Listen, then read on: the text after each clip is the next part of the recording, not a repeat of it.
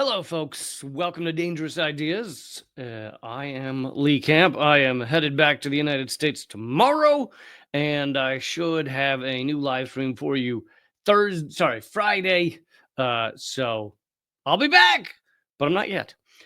Anyway, I wanted to bring to you the fact that the liberal establishment, the liberal media, the media establishment are starting to realize after the election that guess what? People like me and some other independent media were right about why the Democrats would lose and what their issue was and why Americans have some issues, some problems with the Democratic Party. Isn't it fun when they realize when the establishment, the media writ large, it realizes things that I've been saying for in the case of Gaza a year, but in the case of in general for years and years. Isn't it fun when they start to realize it? It really is. For reasons that are too boring to state, I can't put this on the screen at the moment, but I will read it to you. Peter Dow posted this. He says, as more analysis emerges, it's becoming clear that the anti-duopoly anti-genociders were right. Dems committing genocide elected Trump. Here's from the director of polling at the Harvard Kennedy School Institute of Politics, and this is published in the New York Times. So this is the mainstream liberal establishment and the mainstream liberal media, both of those things right here. And this director of polling at Harvard Kennedy School says, at the same time, the campaign's, meaning Kamala Harris' campaign, struggles with young voters went far beyond tactical failures. When young Americans voiced deep moral concerns about Gaza, why would you have those? And the humanitarian crisis unfolding there. By the way, don't you love how even in the midst of admitting that Kamala Harris got this wrong, et cetera, didn't care, didn't give a shit, they still have to use the euphemism language. The humanitarian crisis unfolding there. You mean the humanitarian crisis being perpetrated by Israel? You mean the ethnic cleansing perpetrated by Israel? No, they still can't say it, but that's a side note.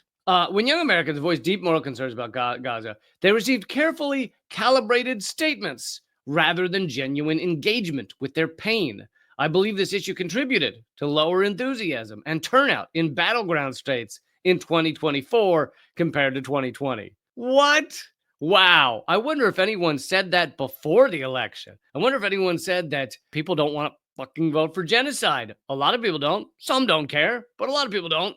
Especially younger people seem to care more. But then it continues about things other than just Gaza. When young people demanded a clear articulation of the differences between Trump and Harris, ready for this? On climate, on economic inequality, on healthcare, they got a website filled with incremental policy proposals. And when they expressed fears about their economic future, they received promises of tax credits and statistics about job growth rather than deep understanding of their lived reality. This wasn't just a series of analytics-driven messages missing their mark. This was a fundamental failure. And then they go, this is bullshit, but they go, this is a failure to speak to young Americans about the moral urgency of the issues that keep them up at night.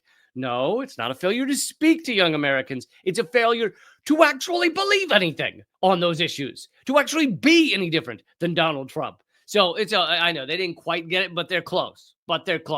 Failure to speak to young Americans. The reason Kamala Harris could not speak to young Americans or any Americans about the differences between her and Donald Trump is because there fucking aren't any. You see how it works? And I am one of the few, I mean, it's mainly independent media, but one of the few who said again and again that Kamala Harris and Donald Trump are so similar on so many issues, or so exactly the same on so many issues, that Donald Trump had to create a fake Kamala Harris to run against. He had to say she's a socialist, she's a Marxist, all this bullshit, because the truth is she's the same as him on big oil, on Gaza, on war, on unfettered capitalism, on everything. So on doing nothing about climate crisis, same as him. You know, the New York Times here is saying that she failed to speak to young people. The truth is she failed to actually believe anything that young people wanted to hear because it's the same as Donald Trump. And by the way, for any Trump lovers out there, that's the same. You should be hearing that as well, that Kamala Harris and Donald Trump are essentially the same on almost every issue. But I want to bring you something else not unrelated. This is Jason Hickel posted this, and I thought it was a very good analysis of the failures of liberalism And perhaps these, come into focus when the liberals lose to someone they claim is a fascist. I mean, it's interesting. How can he be how can Trump be a fascist if he's got all the same fucking policies as you guys? That would mean you guys are fascists as well.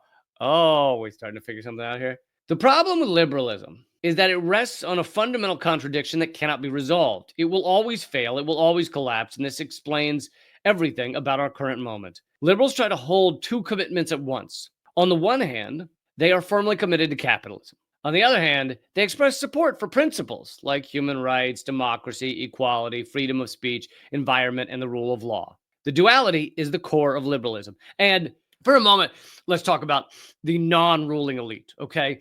The average people out there, the most Americans who would consider themselves liberal or would consider themselves, somewhat leaning towards the Democrats. So they're basically liberal. And, I have family and parents like this, etc. And I think that a lot of them genuinely, again, not the leaders. I'm not talking about the sociopaths. I'm not talking about Joe Biden and Kamala Harris. I'm talking about the people. A lot of them genuinely believe in things like human rights, democracy, equality, freedom of speech, environment, etc. But they don't understand that you can't have that with capitalism. The two go the fucking oil and water, baby. And they don't understand that. And so they get confused and upset. And why is Donald Trump winning? And why are things not going well? And why is the environment collapsing around us when we voted for the things? Anyway, he continues. Here's the problem. Capital accumulation, accumulating wealth, requires cheapening labor and nature.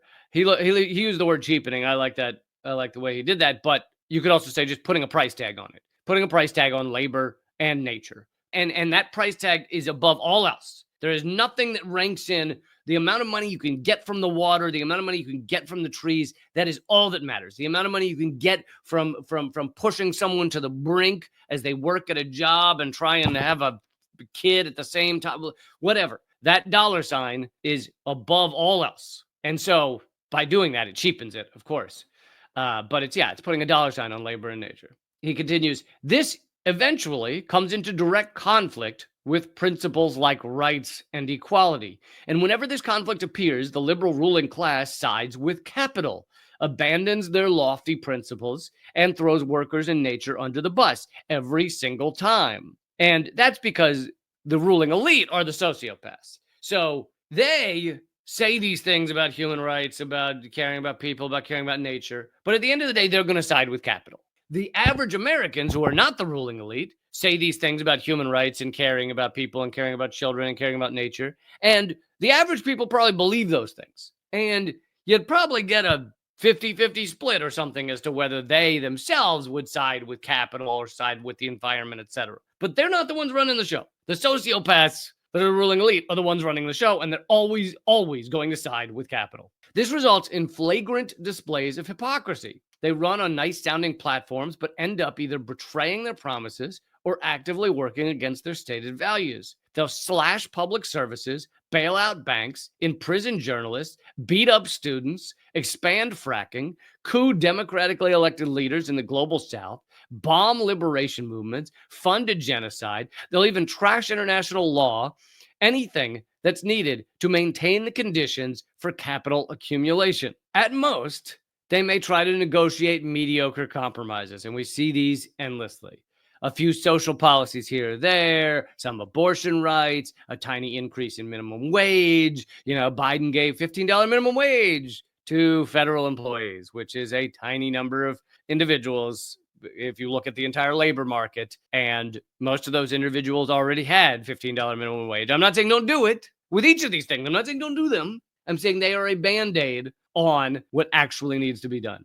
He continues, thus the soul-crushing slowness of liberal incrementalism. Ultimately, they are unwilling to take any of the obvious steps that would actually resolve our urgent social and ecological crises. This is why nobody trusts liberal politicians. This is why they come across as so fantastically insincere and even sneering. This is why they feel so spineless and so empty, because they are. Their spine is reserved for fighting for capital, which also is fighting for U.S. empire, U.S. hegemony. Those two things go hand in hand. See, whereas Whereas fighting for capital and fighting for human rights and environment are at odds with each other. Fighting for capital and fighting for U.S. empire are in bed with each other. They are one and the same. As long as the U.S. empire is strong, then capital accumulation can be strong. Exploitation of other countries can be strong. Exploitation of the environment can be strong. Those are in bed together. So they will do those together all day long. What they won't do is fight for the environment, fight for human rights, fight for labor rights, etc. Because that is against capital accumulation.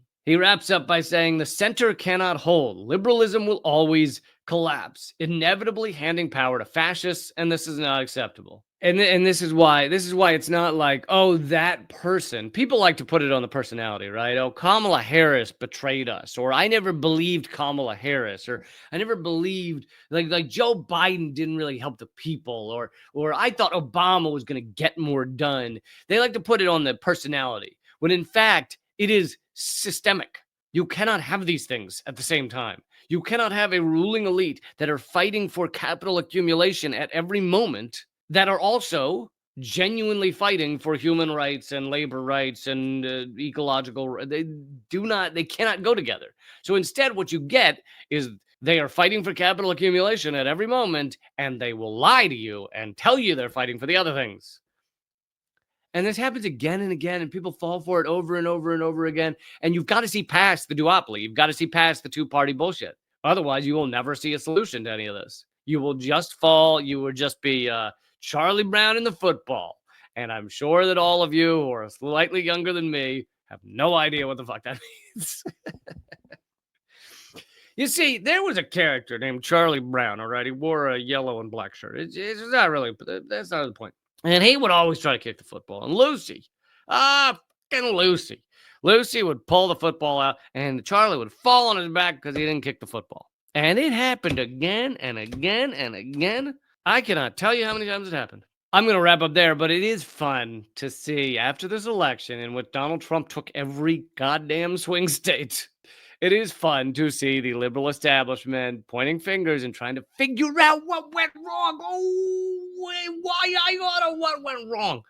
And what went wrong is that they actually, at the end of the day, stand for all the same things as Donald Trump. Because guess what? The ruling elite, all of them, stand for capital accumulation. Donald Trump, all of them. Okay?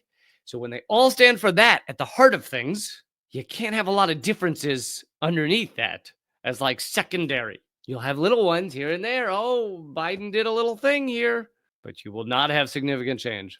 Oh man, I feel like I've been talking about that same thing for, years now. And how many of you now wish you had voted for yardrock2024.com? If we just had a literal rock in the Oval Office, just sitting there, imagine how much better things would be. Seriously. Okay, I will be back the new live stream Friday of this week, and then I should be back to the regular schedule.